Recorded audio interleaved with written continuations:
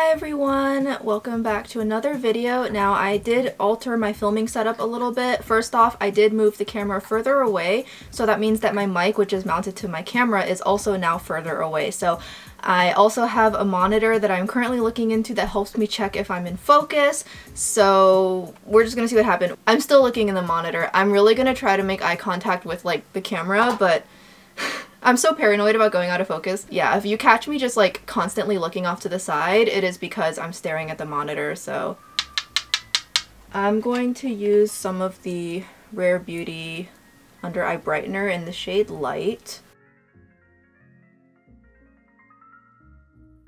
So as you can see, it doesn't correct all the way, but honestly, it's like a lot better than I thought it was, so I do really like it. So I'm going to just use the back of my hand. So I have it on my hand, and I got this during Morphe's like holiday sale. I picked up just some random makeup tools and accessories that I wanted to get cheaply.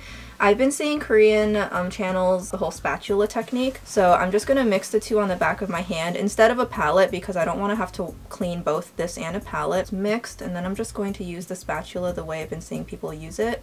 I'm like interested in seeing if it works. Rub it on your face in really thin layers. I don't know. I don't usually put on my foundation by globbing it on. I usually use my finger to kind of tap out the product and then I blend it out with a sponge. If you watch my previous videos, you'll know I tend to use my finger to kind of almost like pre-blend the product. I know Olive Young has Picasso on their website, and the Picasso has a new spatula set that's specifically kind of designed to cater to this trend, but it's a little more pricey than this Morphe spatula was. I'm not getting the satisfying rectangles that I see online. It may be because this formula is a little bit thicker as well. The Makeup by Mario formula is actually quite thick. It surprised me. I thought it would be waterier based on the Sephora testers, I'll be honest, which never trust a tester. And I'm not using a sponge, I'm using a puff because I forgot to wet a sponge and I'm too lazy to go do that. Okay, so that's what it looks like right now. Honestly, looks pretty good. Okay, so next I'm gonna use concealer, and I don't have a review on this yet. It's too soon for me to say, but I have been trying this from DASIQUE. It is the concealer palette. They're a brand that has been on my radar, but had yet to catch my eye. So this is the first thing that I really actually wanted to. DASIQUE is actually pretty expensive.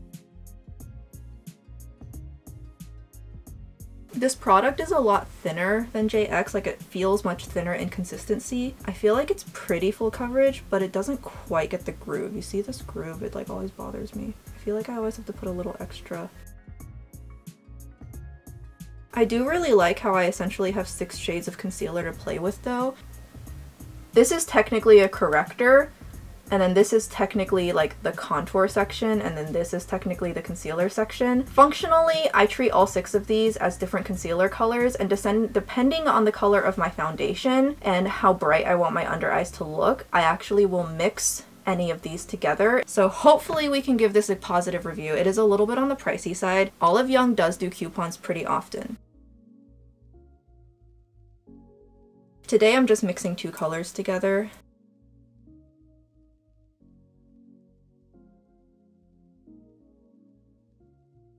Okay, so you can see the level of coverage. I feel like, again, the groove is not completely concealed. I am practicing. I feel like it's just also like a skill thing. Getting that tear groove to be covered, I think, is one of the more difficult things to do, but if I look straight on, my under eyes are pretty much covered. I'm going to use the NARS Smudge Proof eyeshadow base today. I guess just maybe because like I doused my face in setting spray, I kind of want to use a slightly drier formula.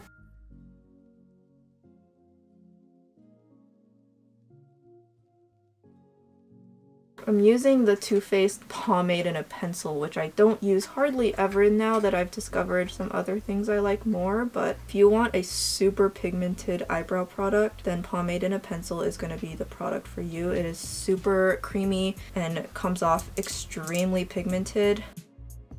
I do draw my eyebrows a lot longer than they actually are because my eyebrows actually tend to grow down here. And then I'm going to use the Brow Flick in black. Okay, so I didn't use any setting powder, so I am gonna at least set my under eyes. So for that today, I'm just going to use the Pat McGrath one, which is right here. And the DASIQUE concealer, as far as I can tell, plays pretty nicely with the setting powders that I have, but it is a nice setting powder. However, it feels like there's not much product in here because I don't use it that often and I've already made a cute little dip in it. So I do kind of like to use it on my face though, so that might be why. But yeah, you see how the mattifying effect of my under eyes now looks so much nicer. Okay, so I went to Ulta for 21 Days of Beauty, and like I said in the video, I picked up a REM palette, and I told myself if I like it, I'll go back and get more. I'm conflicted. I like it for $12. So I really like this color scheme, which is why I picked this one. I wanted to kind of create a look inspired by that palette, but using other eyeshadows that are better. And we're kind of sort of entering spring, Easter. I mean, I don't know. The weather was like almost in the 80s, and now it's back down to being in the 30s overnight, which is confusing the plants. So I'm going to use a variety of eyeshadow palettes to kind of create the mood. I don't actually have a mint that is super close to the one in REM Beauty. Ironically enough, I don't actually. The REM Beauty one has a lot of blue and it's borderline not pastel, so it's almost leaning into being slightly teal or turquoise while at the same time still being like pastel feeling. So I don't actually have a shade that's super close to it. I have like true mint shades, but I don't actually have a shade like that, which I think is hilarious. So I'm gonna start off with Brisk from Pastel right here. I'm gonna start off with this shade. This is too green and too light, but it'll do. So I left my eyeshadow base unset. I love how some of my videos, I'm like, I feel like I educated people. I feel like I explained myself clearly. In other videos, I'm like, what's English? You kind of have to do a mix of packing and blending with this shade, and don't blend too much. The shade actually more or less blends itself. If you overblend it, like with any pastel formula, you do run the risk of it just disappearing. Don't overblend. With pastel shades, I always, if I'm using a pastel in a look, I do try to make sure I put it down first on top of my unset eye primer, so it has like the greatest chance of, we gotta set it up for success. You can't just throw it out into the world with a whole bunch of student loan debt, you know? Okay, yeah, so that's what that's gonna look like. That's where I had wanted the shade to be. My face is sparkly. Y'all, my face is sparkly. I'm suspicious. Now that I have the eyeshadow palette up close so that I can blend my shadows, my face, I'm seeing sparkle on my face. And I think I know where it came from. Okay, so I'm gonna put this palette to the side. This is gonna be one of those looks where I am going to be using about 500 different palettes just to create this one look. So next, I really immediately thinking about cool tones, taupes, and other kinds of shades. Immediately, I was like, we gotta pull this baby out. We're gonna pull out Rose Quartz. I'm gonna go into the shade Precious. It's right here. I'm gonna use this shade to start building depth. I adore this palette. I do want the Empowered palette. Whenever I build my Sephora sale cards, my cart usually explodes and I have like, you know, $1,000 worth of stuff in my cart. In the weeks leading up to the event, I have to slowly narrow it down until it's like under 300, under 250, which if you ever shop at Sephora, under 250 is like 2 products. So I have to narrow it down from like 10 products to 2 products, and Empowered unfortunately took the cut last time. Now it did go 25% off on her website. So my thing with eyeshadow palettes, if I don't buy it on release and review it quickly enough, if I buy it later when it's on sale, there is a chance that my queue will be long enough by then that I will never use it and I will literally just buy it and it'll sit on my shelf unused. As I've mentioned in my channel updates video, my eyeshadow palette my shame pile of palettes I've not used yet is unacceptably long. So it's definitely like kind of the most YouTuber reason ever to say I'm not gonna buy it because I didn't buy it on release and now I'm not gonna get the views. But with my queue being as long as it is, and with that palette being out as long as it's been out for, I have other things I can spend $67 on. So I thought about picking it up this Sephora sale, but I'll be honest, there's enough things in my cart right now that I am genuinely really excited and really like hyping up myself for, that I just don't have excitement for Empowered right now. This is such a great shade just to like really contour out my eyes. So Rose Quartz doesn't actually have super light shades, which is one of the reasons I like it, but in this one instance I screwed up my lower lash line. I actually need a lighter shade, so I need to blend out my lower lash line. My lower lash line took a bit of an L. It looks messy. I need to stop looking at the monitor. I could have just used a setting powder for this. It's a little bit more cool toned and more like kind of concrete slatey. The vibe's not the taupe the taupe that I was going for kind of has like a warmth to it slightly. I want to use a taupe shimmer that's kind of like that REM Beauty one where you can like blend it really easily. I'm gonna use this one right here. I think this will have the very slight tinge of warmth that my soul is searching for without being too dark. And I really wanted to specifically use a shimmery taupe that I can blend as if it was a matte.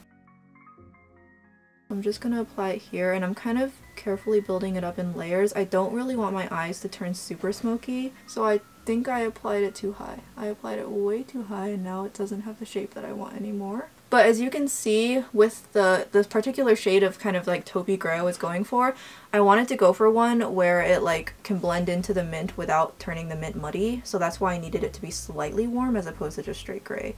So this is definitely the shade I was looking for, but I went too messy with it. I'm going to take the light shade in this palette.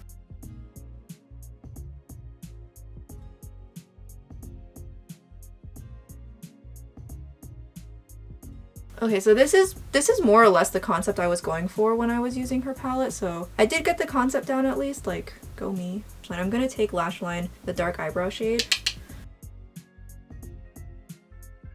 I feel like my eyes, some people use concealer to brighten up their outer corner of their lower lash line. If I do that, my eyes look really like swollen and sick, and it actually closes off my eyes, which I've always found to be really interesting. I definitely just chalk it up to a difference in eye structure, because whenever I watch Korean YouTube channels doing their eyeshadow, they pretty much exclusively fill in the triangle area with something here. I got Midnight Snack too. My memories are coming back to me, and I tried smoking it out using the dark shade here, and this palette is even more okay. So I had used this to smoke it out, and honestly that shade has so much kickback. It was like Fallout, not even Fallout City, it was like Fallout Civilization. So I think that shade is okay.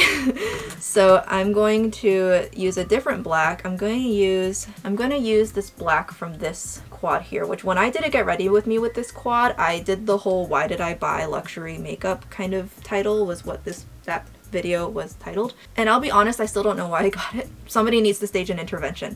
But I got this. It's in Imperial Moon. Now I will say it's like what, like $89 or $96 or $2 million in US dollars, but in Selfridges I think I got it for like 60, 64, 59. It was significantly cheaper than in the USA, to say the least, so it was it felt a little bit less stupid. I did note in that video how the black in this quad is actually really nice. So what I had done when I was playing with the REM Beauty eyeshadow palettes, now that I remember, is I had taken the black to smoke out the whole look, because it's a black with sparkle in the REM Beauty palettes, and I thought, you know, I do like sparkly blacks, and so I wanted to try it, but I found it to be so powdery that I couldn't really get it to stay on my eyelid. It kind of did the thing that some eyeshadow formulas do, where with my eyeshadows being dry, because I was doing it on unprimed eyelids with nothing really, because if I'm ever just screwing around off camera,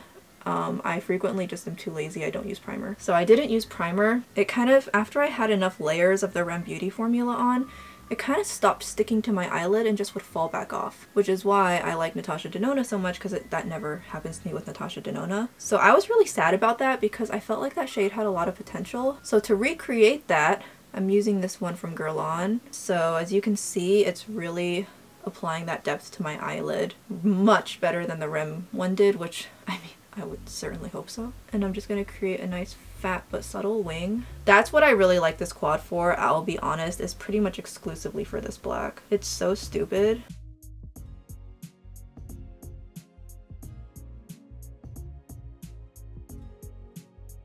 So like, as a black, as a standalone black, the GUERLAIN black probably would be like the worst black ever.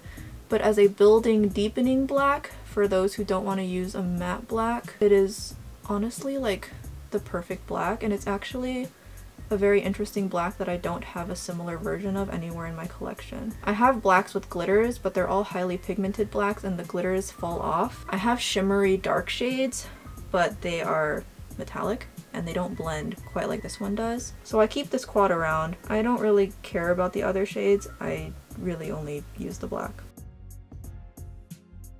So that's the eye look right now.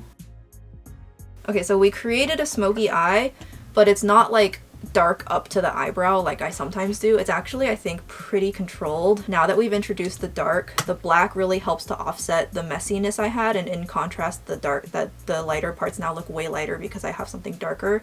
So your eye is not paying attention to the fact that I got messy here. I initially thought that I was going to use this taupe shade in the the Climax palette. I initially thought I would use this shade. I don't think I need to, but I do want to use this shade. This shade's really pretty. This palette is one of my palettes in my collection that is like in the criminally underused club. It is so pretty. It definitely deserves a lot more love than I give it. I'm just gonna tap this across the middle. I could use like a single cream topper to achieve a similar effect, but I like how this shade is a little bit darker, so it's not gonna reflect the light to the point where it's super, it's not gonna brighten up the look. This is actually a much darker champagne color. You can apply it full on and it actually looks amazingly foiled. This is, I think, you know how NARS is like usually like super boring, and I don't care about NARS. I don't understand why NARS is usually super boring, because they released this. Like, someone please explain to me why NARS is usually boring, but then suddenly they had a moment of genius and then they didn't do it ever again. Like, make it make sense. And by the time I got it, it was on like its 4th restock. And I do remember at one point it went half off, and then after that it went out of stock and it was discontinued forever. But at the time I got it, it was the 4th restock, and I remember paying full price for it because I thought I was never gonna see it again. But even though it went half off like 6 months later, I didn't feel ripped off because that's how much I like this palette. This palette has actually traveled with me a lot more often than the other palettes do. I like it a lot as a travel palette. So you can see I just applied a light layer, and you see how like it's definitely adding like the reflect to the middle of my eyelid, but it's not like bright white. Like, it's not Fractal Phrygia, it's not NATASHA Denona Sparks. It's not got that white reflect, it's much darker, so it's not distracting from the mint. And I'm just gonna take what's left over and dump it down here. Energized. I hope Energized will be the shade for me. And do you see right here? You see that? That's not Fallout, you guys. That's my foundation. So I'm gonna take that shade and I'm gonna hope it's not too dark. Nope, it's not perfect. This is gonna be my inner corner highlight. I want it to not distract from the mint while at the same time looking okay on top of it without actually being mint. I am going to fix it and make it brighter by going into Rare Beauty Enlighten. I've mentioned before in other videos, I feel like this highlighter is borderline too pale for me. Like, if I don't use it right, it makes me look, I can see the gray undercast if I don't use this right. So I'm gonna use this to, I think that's okay. It's kind of weird that the mint goes from matte to shimmer. It's like sandwiched between two shimmers. It's a little strange, I guess, but yeah, initially I had tried bringing the mint all the way out. I feel like it just didn't mix well with the taupier shades. I'm gonna go into Mint Frost this. If I remember correctly, this shade is actually surprisingly sheer right up here, as if continuing the mint, but it changed finishes. Now, I've mentioned before, I love running really bright shimmers across the tops of my looks. I feel like it really adds definition and contouring to my eye looks. Okay, so you see how I pulled the mint further back. So now there's a little more continuity and I got that brightness effect up there. Okay, now I am officially satisfied. I actually think that was the kincher. I think that was really like the what we needed. I've been trying to put my lashes on with my eyes almost closed. I'm just gonna take a little dollop of some brown mascara. A lot of the brown mascaras that are on the market are more of a brownish black. They're just too dark to really read as brown. A lot of the Korean ones can be so brown that they effectively disappear. So finding that perfect shade of not warm and also not basically black brown is surprisingly difficult. I'd say this Clinique one is kind of one of the closest ones I've run into, but the formula is just so irritating for me to work with. I saw some people on Reddit say that this is like their holy grail formula, and I'm just like, what are you doing? How do you use it? I feel like my best bet at finding a good warm mascara may actually be that new YSL one that they released in brown, but I don't really like paying full price for high-end mascaras. I never buy my high-end mascaras full price. YSL Beauty doesn't go on sale that often. So I am gonna brighten up the center of my face with my SUQQU powder. My pores are so emphasized because my face is literally sparkly. Some people online say that they saw the sparkles in the bottle, but when they put it on their face, the sparkles were not on their face and it actually made their face look really smooth. So I'm definitely gonna have to experiment. I'm gonna apply it just on its own on a day when I'm not filming so that it doesn't matter that I don't match the shade. I didn't notice it when I was applying it. I noticed it when I was putting on the eyeshadow. When I was at Ulta picking up the Peach and Lily serum on the other 21 Days of Beauty that happened yesterday, I noticed this sitting in the essence section for like $2.99. So I do want to fool around with drugstore more this year, so I'm gonna try this. And this product is somewhat nostalgic to me because when I first tried to learn how to put on makeup, my sister took me to Ulta, and the first thing she did was she was like, that's the high-end section of Ulta, that's the expensive end, don't go there, everything there is too expensive. Because like she was in like high school or something at the time, either the start or the end of high school, honestly I can't remember. She walked me over to the drugstore section and she was like, stay here and buy the makeup here, it's way cheaper. She was like, okay, get the Essence bronzer, and the Essence bronzer she got me had like the little diamond swirl pattern, and it actually, I still remember what the shade looked like. It was like so orange on me, so I wanted to pick up this partly because of nostalgia. It even smells the same as that other one did, but as you can see it is a very different shade. It's actually, I like this shade and it actually looks really good, very matte. Yeah, I want to try more drugstore makeup this year, but I'm trying to also not use that as an excuse to buy more stuff. Oh, it's cheaper, I can buy way more of it. No. So I want to try more drugstore makeup this year, but I also still need to remember I need to be just as mindful as if I was buying high-end makeup. It'll be in a speed review later. So there is a Blue Mercury store that opened near me, which means I have a SUQQU store near me. There is actually a Nordstrom that has SUQQU, but it's further from my house. It's funny, I'm glad I tested it out because I realized I initially was gonna get the other one. Not this one, there's a second one. I was gonna get the other one, but then I was able to actually put both on my face and the other one sucks. So this is the shade Apple Blossom. It is really pretty now. I was going somewhere with that sentence. I'm gonna use my powder brush to blend that out. I was going somewhere with that sentence, but I can't remember where I was going. It's not a matte blush, as you can tell. It's got kind of that trademark it's not matte from SUQQU. And I have said before, I'm kind of finicky about my glowy blushes. This is about as glowy as I'll accept. This is the limit right here. But the other shade, when I put it on, literally just looked like nothing. I could see nothing on my face. I saw nothing but sparkles, and I was like, I'm so glad I didn't get so excited about this collection that I bought it from the SUQQU website, because that was the shade I was planning on getting because it looked darker. And even when I watched Lexi's video, it looked darker, and I was like, that's the shade I should get because they both look so similar. I swatched both on my hand and they looked the exact same. But then the second one that's not in this packaging looked like total glitter on my face. I could see absolutely nothing. A look like this would go really well with like lavender blush or the baby pink blush or the cool pink blush that's been like so trendy for the past year, but I really didn't want to use that again. I feel like I've been using that nonstop. I'm going to use Revelation from Flower Nose, and as usual I just dab it on with my finger. Yeah, I don't think any other highlighter in my collection can top Revelation, truth be told. Frequently with my makeup looks, I don't plan my products in advance unless I'm doing a dedicated product review-ish demo thing. I don't usually plan in advance what products I want to use. So usually I do the look and then I think about what highlighter do I want to use. 8 times out of 10, I can think of the kind of highlighter I want pretty much immediately. The other 2 times out of 10 where I just cannot, for the life of me, come up with a good highlighter, I just default. I default to Revelation.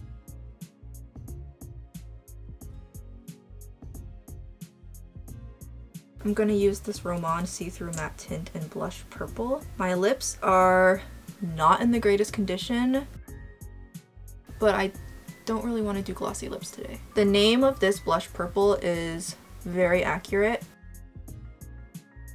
There are not many shades in the see-through matte tint formula, I don't think she's ever going to make more shades in it. It's actually a very unique formula. I am kind of sad to see it go. Okay, this is not the greatest lip application that has ever been done in the history of my channel, but I also do need to remember to actually kind of do some concealer because I have some hyperpigmentation here that is otherwise quite difficult to conceal. So I need to start remembering to actually color correct the corners of my lips. That does help a lot when I do that. I zoomed out just a tiny little bit. Hopefully it's not overexposed. Like I said, I completely moved all of my cameras around. One of my lights is dead, and I also rearranged all of my makeup, so I'm scatterbrained as all get up right now. But this is gonna be how everything looks. I think my eye look turned out absolutely perfect, so I am very, very happy about that. The eyelashes stayed on, thank goodness. I'm nervous that this zoomed out. Right now it looks so overexposed that I'm like, So yeah, thank you guys so much for watching. If you guys are still here, then I don't know why. Thank you. And yeah, try to make this video cleaner.